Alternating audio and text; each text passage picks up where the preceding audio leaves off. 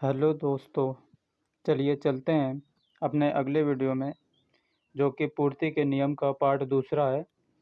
पूर्ति के नियम का फर्स्ट वीडियो आपने देख ही लिया होगा।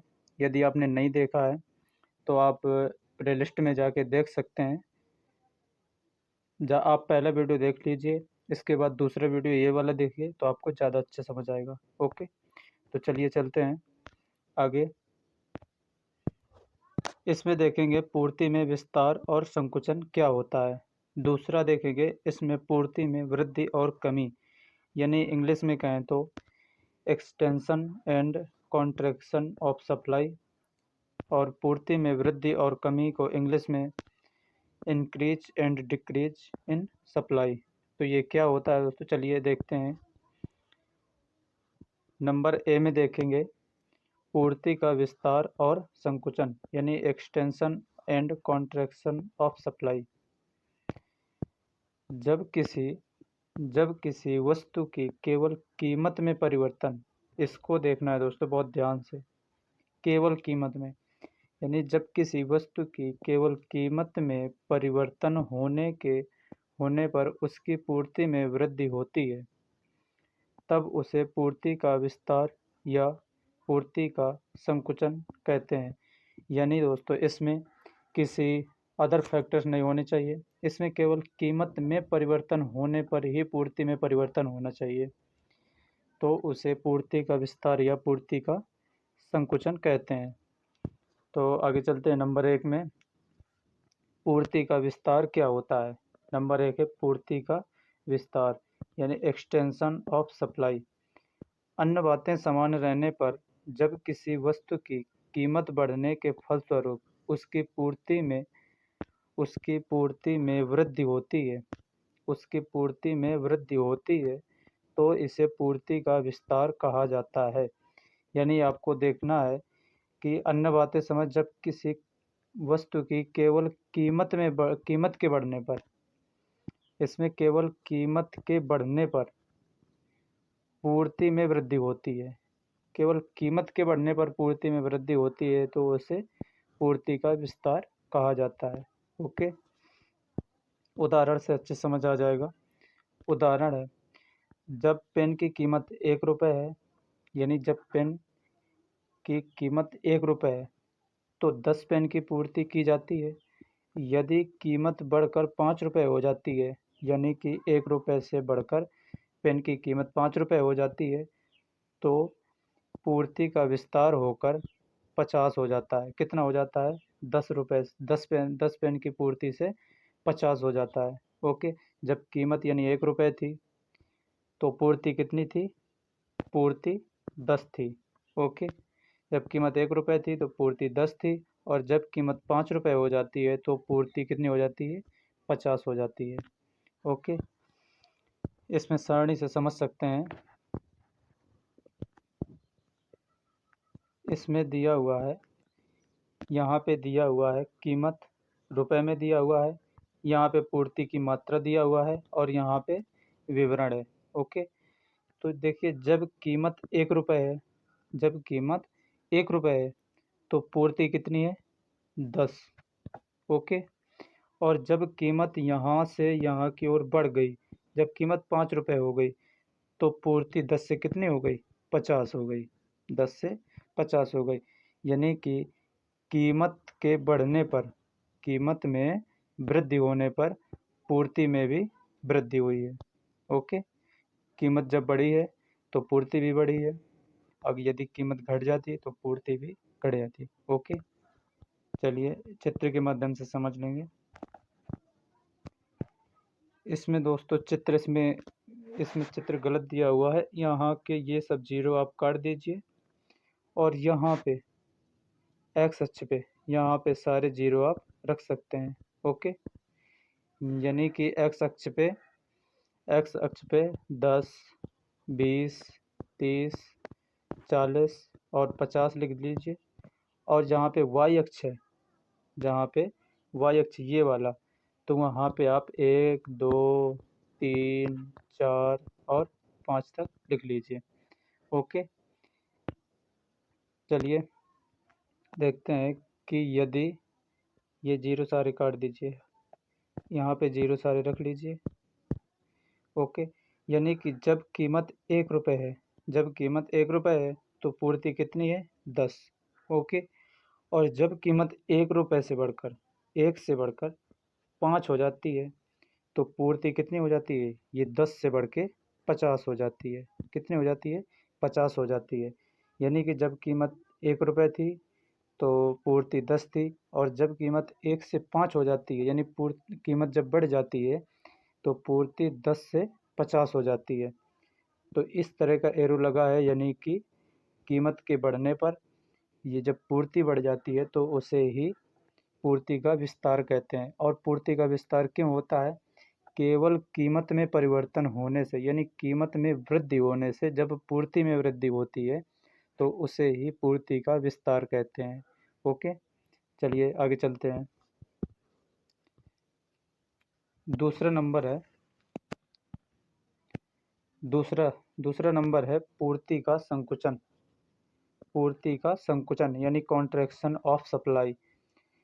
अन्य बातें समान रहने पर जब किसी वस्तु की कीमत के कम होने के फलस्वरूप, यानी कि देखिए दोस्तों, इसमें कीमत ही लिया गया है। जब किसी वस्तु की कीमत के कम होने पर पूर्ति में कमी आ जाती है, पूर्ति कम हो जाती है, तो इसे पूर्ति का संकुचन कहते हैं। ओके, इसमें उदाहरण से समझा जाएगा। जब पेन की कीमत 5 रुपये थी, आप इसे समझ सकते हैं, जब अभी पेन की कीमत 5 रुपये है तो पेन की पूर्ति कितनी है? 50 है। यदि पेन की कीमत कम होकर 1 रुपये हो जाती है, यानी कि 5 रुपये से जब कीमत 1 रुपये हो जाती है तो पेन की पूर्ति का संकुचन होकर 10 हो जाता है। यानी पूर्ति का पहले पूर्ति कितनी थी? 50 थी, अब पूर्ति कितनी है? 10 है। यानी कीमत पहले कितनी थी? 5 थी, फिर 1 हो गई। जैसे जैसे कीमत घटती है तो वैसे ही पूर्ति भी घट जाती है। ओके, तो आई होप दोस्तों आपको समझ आ गया होगा। तो चलिए आगे चलते हैं। इसमें सारणी से इसमें भी देख लेते हैं। ये देखिए, इसमें कीमत दिया है रुपए में। ओके, कीमत है 5। ओके, यहाँ पे पूर्ति दिया है और यहाँ पे उसी तरह से विवरण दिया है। तो पूर्ति पहले 5 है, तो कीमत 5 है, तो यहाँ पे पूर्ति कितनी है? 50 है। और जैसे ही कीमत घटकर 1 हो जाती है तो पूर्ति भी घटकर कितनी हो जाती है? 10 हो जाती है। यानी कि कीमत में कमी, तो यहाँ पे पूर्ति में भी कमी आती है। ओके, जैसे ही कीमत में कमी आती है तो पूर्ति में भी कमी आती है। चलिए आगे चलते हैं, चित्र के माध्यम से समझ लेंगे। तो जिस तरह से दोस्तों आपने उसमें किया था तो इसी तरह से आपको इसमें भी करना है। चित्र थोड़ा गलत दिया हुआ है इसमें, तो आप उसी तरह से लिख लेंगे। जैसे उसमें ये सारे जीरो काट दिए गए थे, इसमें भी काट देना है और इस तरीके से इसमें जीरो रख लेना है। ओके, एक्स अक्ष में जीरो बढ़ा लेना है और वाई अक्ष के जीरो सभी काट देने हैं। तो देखिए, जैसे 1 रुपये कीमत है, कीमत कितनी है? 1 रुपये, तो पूर्ति कितनी है? 10 रुपये। 10 वस्तुओं की पूर्ति हो रही है 1 रुपये की कीमत पर। ओके, जैसे एक कीमत बढ़ जाती है, जैसे कीमत बढ़ के 5 हो जाती है, कीमत कितनी हो जाती है? 5। तो यहाँ पर ए बिंदु पर देखिए, यहाँ पे पूर्ति कितनी हो जाती है? 50 हो जाती है। पूर्ति कितनी हो जाती है? 10 से बढ़कर 50 हो जाती है। तो यानी कीमत जैसे बढ़ जाती है, तो उसमें देखा था कि जैसे कीमत बढ़ जाती है तो पूर्ति बढ़ जाती है, लेकिन इसमें क्या है? पूर्ति का संकुचन। तो इसमें ऐसे नहीं लेंगे दोस्तों, इसमें लेंगे यहाँ से। एरो कैसा लगा है? इस तरीके से, यानी कि यहाँ से एरो ऐसे लगा है, एरो ऊपर से नीचे की ओर लगा है। ओके, ये सभी जीरो काट देंगे, जीरो इधर रख लेंगे। तो यहाँ पे जब कीमत 5 है, ये कीमत 5 है तो पूर्ति कितनी है? 50 है। ओके, अब यहाँ पे कीमत घटकर कितनी हो गई? 1 हो गई, तो पूर्ति कितनी हो गई? 10 हो गई।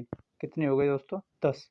ओके, तो आई होप दोस्तों आपको समझ आ गया होगा। आगे चलते हैं। अब समझेंगे नंबर बी। इसमें क्या दिया हुआ है। इसमें दिया हुआ है पूर्ति में वृद्धि और कमी, यानी increase and decrease in supply.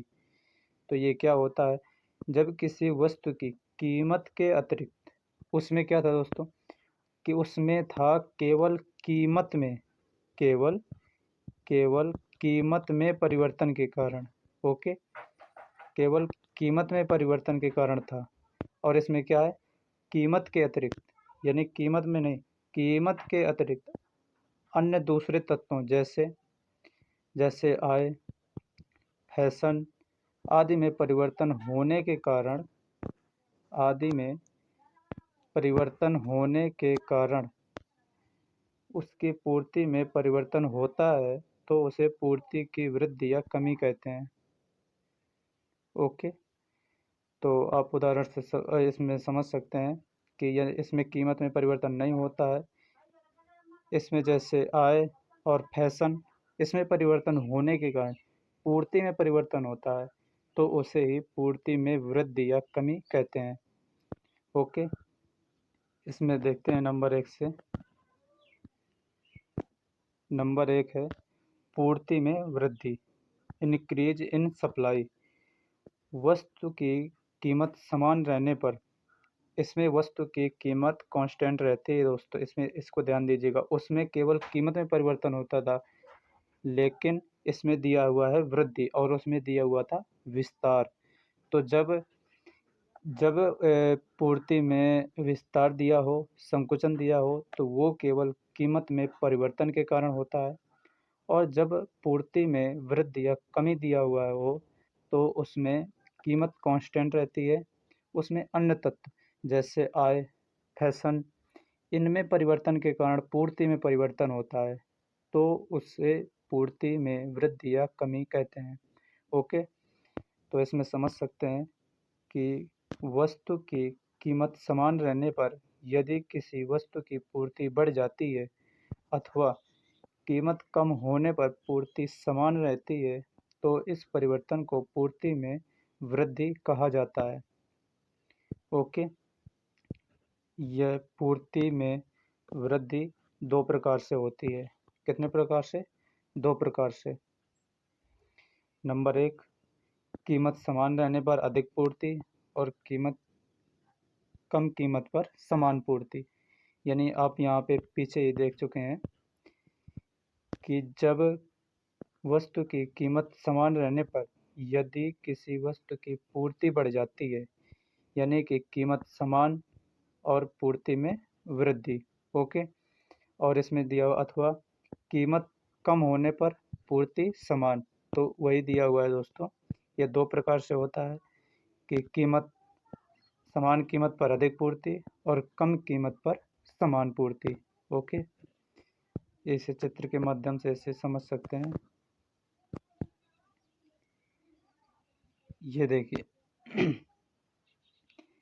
Pen की कीमत दिया हुआ है रुपए में, और यहाँ पे पेन की पूर्ति दिया हुआ है समान कीमत पर और कम कीमत पर, अधिक पूर्ति, यहाँ पे समान पूर्ति। यानी जब कीमत समान रहती है, यानी कि कीमत यदि 2 है तो कीमत 2 ही रहेगी। और अधिक पूर्ति, यानी कि जब कीमत 2 है तो पूर्ति पूर्ति यदि 2 है तो 2 से बढ़कर 5 हो जाएगी। ओके, और यहाँ पे दिया हुआ है कम कीमत पर समान पूर्ति। यदि पहले कीमत 2 रुपये है और घट के 1 रुपये हो जाती है, और जब 2 रुपये कीमत थी तो पूर्ति कितनी थी? 5 थी मान लीजिए। और जब कीमत 2 से घटकर 1 हो गई तो पूर्ति कितनी हो? 5 ही रहेगी ये। यानी कि कीमत तो घट गई है परंतु पूर्ति में कोई परिवर्तन नहीं होगा। ओके, तो आप इससे समझ सकते हैं कि जब कीमत 2 रुपये है तो पूर्ति कितनी है? 2 है। ओके, जब कीमत 2 ही रहती है, समान रहती है, तो पूर्ति अधिक हो जाती है, पूर्ति 2 से बढ़कर 5 हो जाती है। ओके, अब यहाँ पे और देखेंगे कम कीमत पर समान पूर्ति। यानी कि जब कीमत 2 है तो पूर्ति भी 2 है, और कीमत 2 से कम होके 1 हो जाती है, तो यहाँ पे पूर्ति समान ही रहती है। तो दोस्तों इसे ही कहते हैं पूर्ति का विस्तार, व पूर्ति में वृद्धि। ओके, तो पूर्ति में वृद्धि को चित्र से समझ सकते हैं कि पूर्ति में वृद्धि क्या होता है। ओके, अब देखिए, पहले था उसमें कीमत समान रहने पर अधिक पूर्ति। पहला यानी कि कीमत प्राइस समान रहने पर, यानी कि कांस्टेंट रहने पर पूर्ति में वृद्धि मान लीजिए वृद्धि। ओके, तो ये देखिए, जब कीमत 3 थी, अब इस चित्र को देखिए, जब कीमत 3 थी तो पूर्ति कितनी थी? 3 थी। ओके, कीमत 3 थी तो पूर्ति भी 3 है। और जब कीमत 3 से 3 ही रहती है, यानी 3 में कोई परिवर्तन ही नहीं होता है, 3 ही रहती है, तो यहाँ पे देखिए 3 से ये देखिए, ये 3 से बढ़ के 4 हो गया, यहाँ से इधर आ गया, पूर्ति बढ़ गई, कीमत तो उतनी ही है। ओके, तो आप इससे देख सकते हैं, कीमत जब इतनी थी तो वो जब कीमत 3 थी तो पूर्ति भी 3 थी, और जब कीमत 3 ही है तो पूर्ति बढ़कर 4 हो गई। ओके, दूसरा नंबर था कि जब कीमत के कम होने पर पूर्ति समान रहती है, यानी कि इसमें कीमत में परिवर्तन होगा। ओके, इसमें कीमत में परिवर्तन होगा, लेकिन इसमें सप्लाई यानी पूर्ति कांस्टेंट रहेगी। ओके, तो कैसे दोस्तों इसमें समझ सकते हैं कि जब कीमत इतनी थी, ओके, जब कीमत 2 थी तो पूर्ति 3 थी। ओके, लेकिन पूर्ति समान ही रहती है, लेकिन कीमत बढ़कर कितनी हो जाती है? 3 हो जाती है, तो इसे ही पूर्ति में वृद्धि कहते हैं। ओके, तो आई होप दोस्तों समझ आ गया होगा आपको। चलिए आगे चलते हैं। आगे है पूर्ति में कमी। ओके, पूर्ति में दूसरा नंबर है, पूर्ति में कमी क्या होता है, यानी डिक्रीज इन सप्लाई। वस्तु की कीमत समान रहने पर यदि किसी वस्तु की पूर्ति कम हो जाती है, यानी कि इसमें आप ध्यान दीजिए कि कीमत इसमें समान रहती है, और जब पूर्ति में संकुचन था तो उसमें केवल कीमत में परिवर्तन ही होता था। ओके, इसमें जब कीमत में कमी है तो इसमें कीमत समान रहेगी, किसी अन्य फैक्टर्स के कारण पूर्ति में कमी आएगी। ओके, तो कीमत समान रहने पर यदि किसी वस्तु की पूर्ति कम हो जाती है अथवा कीमत बढ़ने पर भी पूर्ति समान रहती है तो इसे पूर्ति में कमी कहा जाता है। ओके, तो इसे पूर्ति में कमी कहा जाता है। चलिए इससे समझ आ जाएगा दोस्तों। नंबर 1 है समान कीमत पर कम पूर्ति। नंबर दूसरा है अधिक कीमत पर समान पूर्ति। यानी कि आप इससे समझ सकते हैं कि जब कीमत समान रहती है तो पूर्ति कम हो जाती है। ओके, और यदि कीमत बढ़ जाती है तो पूर्ति समान रहती है। ओके, तो वही दिया हुआ है दोस्तों कि समान कीमत पर कम पूर्ति और अधिक कीमत पर समान पूर्ति। ओके, आप चित्र से भी समझ सकते हैं। यदि आपको दोस्तों समझ नहीं आता है तो आप कमेंट बॉक्स में बता सकते हैं कि तो हम थोड़ा और प्रयास करेंगे। यदि आपको समझ नहीं आ रहा है तो आप बता सकते हैं हमें, नहीं तो हमें जानकारी भी नहीं होगी कि समझ आया कि नहीं आया। हमें तो ऐसा लगता है कि आपको समझ आ गया होगा, क्योंकि अपना हम प्रयास फुल कर रहे हैं आपको समझाने का। चलिए ये चित्र से समझ सकते हैं। पेन की कीमत रुपए में दिया हुआ है। ओके, यहाँ पेन की पूर्ति है। तो उसमें नंबर 1 था समान कीमत कम पूर्ति, नंबर दूसरा था, इसमें नंबर भी डाल लेते हैं, नंबर दूसरा था अधिक कीमत समान पूर्ति। यानी कि जब कीमत 2 थी तो पूर्ति भी 2 थी, और कीमत जब समान ही रहती है यानी कि 2 ही रहती है तो पूर्ति कम हो जाती है, यानी कि पूर्ति 2 से कम होकर 1 हो जाती है। ओके। दूसरा नंबर है कि अधिक कीमत समान पूर्ति, यानी कि कीमत जब 2 है तो पूर्ति भी 2 ही है, और अधिक कीमत यानी कि जब कीमत बढ़कर 3 हो जाती है तो पूर्ति कितनी हो जाती है दोस्तों? ये 2 ही रहती है, यानी कि कीमत अधिक हो जाती है और पूर्ति समान रहती है। तो आई होप दोस्तों आपको समझ आ गया होगा। इस चित्र के माध्यम से और अच्छे से समझ सकते हैं आप। इस चित्र में दिया हुआ है, यहाँ पे देखिए कि इसमें क्या दिया हुआ है। ये देखिए समान कीमत, इसमें देखिए समान कीमत कम पूर्ति, अधिक कीमत और समान पूर्ति। तो आप देख सकते हैं कि समान कीमत है, तो इसमें कीमत समान कहाँ पर है? कीमत 3 नंबर में देखिए, ये जब कीमत 3 है तो ये पूर्ति कितनी है? 2 है। पूर्ति कितनी है दोस्तों? 2 है। यानी कि कीमत कीमत यानी कि 3 है, कीमत 3 है तो पूर्ति कितनी है? 2 है। और जब कीमत 3 ही रहती है तो पूर्ति कितनी हो जाती है? 3 हो जाती है, यानी 2 से बढ़ के 3 हो जाती है। तो यहाँ पे ये 3 से 3 ही रहती है, लेकिन पूर्ति में वृद्धि हो जाती है, पूर्ति 2 से बढ़ के यहाँ पे 3 हो जाती है। ओके। दूसरा फैक्टर कौन सा था? अधिक कीमत। ओके, अधिक कीमत लेकिन समान पूर्ति। ओके। तो आप इसमें देख सकते हैं कि कीमत अधिक होगी, इसमें कीमत अधिक होगी, यानी आप इसमें देख सकते हैं कि जब यह कीमत कितनी थी? 3 थी, तो पूर्ति कितनी थी? 3। यानी कि कीमत 3 थी जब, तो पूर्ति कितनी थी? 3। अब जब कीमत बढ़ के 4 हो जाती है, कितनी हो जाती है?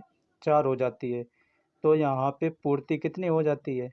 पूर्ति 3 ही रहती है। ओके। यहाँ पे देखिए ये कीमत 4 हो गई है तो ये पूर्ति 3 ही रहती है। ओके। तो इस तरह से पूर्ति कर्व बन जाएगा दोस्तों। यदि एक और फैक्टर्स दोस्तों ये इम्पोर्टेंट, यदि को आपको पूछा जाए आपसे कि पूर्ति का वक्र कैसा होता है, यानी कि ढाल कैसा होता है उसका, तो यहाँ पे आप बताएंगे, कैसा बताएंगे कि दाएं से बाएं, दाएं से बाएं, बाईं ओर, नीचे की ओर। किधर दोस्तों?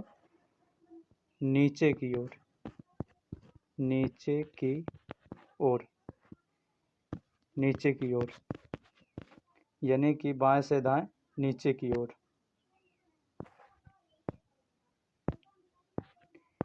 बाएं से दाएं, नीचे की ओर, ये इधर ऐसे बाएं से दाएं, ये आपका दायां हो गया, ये आपका बायां हो गया, तो ये बाएं से दाएं, नीचे की ओर हो गया। यदि डिमांड कर्व पूछे तो डिमांड कर्व कैसा होता है? डिमांड कर्व होता है इस तरीके का, यानी कि ये आपका बायां हो गया, ये आपका बायां हो गया और ये दायां हो गया, तो आप कहेंगे बाएं से दाएं, नीचे की ओर। ओके, नीचे की ओर। तो आई होप दोस्तों आपको समझ आ गया होगा। तो चलिए मिलते हैं अगले वीडियो में, तब तक के लिए धन्यवाद। ओके दोस्तों, जय हिंद, जय भारत।